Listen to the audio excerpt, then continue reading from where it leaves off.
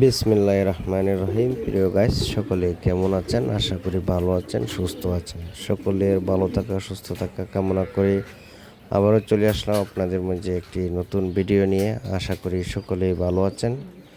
তো আজকে চলে আসছি আমাদের চ্যানেলের আরেকটি নতুন ভিডিও নিয়ে। আপনারা যারা শখের বশত কবুতর পালতে পছন্দ করেন এবং কোয়েল পাখি পালতে পছন্দ করেন, মুরগি পালতে পছন্দ করেন, তাদের জন্য আমাদের আজকের এই ভিডিওটি খুবই জরুরি। যারা অবশ্যই আপনারা দেখবেন, আর যারা আমাদের এই ভিডিওটি দেখে ভালো লাগে অবশ্যই আমাদের চ্যানেলটিকে সাবস্ক্রাইব করে দিবেন, আর আমাদের পরবর্তী ভিডিও পাওয়ার জন্য চ্যানেলটি অবশ্যই সাবস্ক্রাইব করে রাখবেন।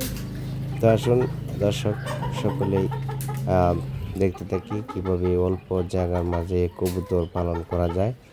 তো আসলে যারা অনেকে আছে যারা শখের বশত পাখি পালন করে, তারা পাখি পালন করতে ভালোবাসে। আসলে আজকের ভিডিওটা তাদের জন্যই। আপনার যদি অল্প জায়গা থাকে, অল্প জায়গার মাঝে আপনি এই কাজটি করতে পারেন, অনেকগুলো কবুতর পালন করতে পারেন। তাদের জন্য অনেক জায়গার দরকার হয় না, অল্প জায়গার মাঝেই এই পাখিগুলো পালন করা যায়।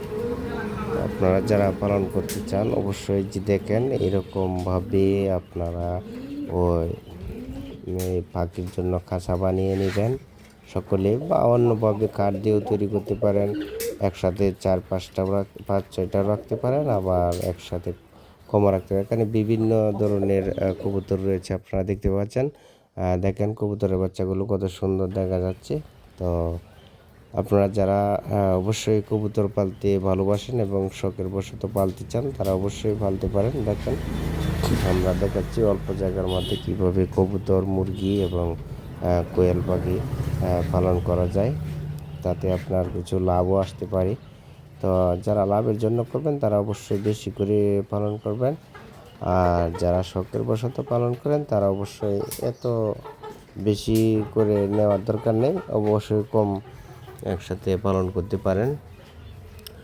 তো প্রিয় দর্শক মণ্ডলী, আজকের ভিডিওটি ছিল কবুতর নিয়ে। তো আপনাদের কাছে কেমন লাগছে অবশ্যই কমেন্ট বক্সে কমেন্ট করে জানিয়ে দেবেন।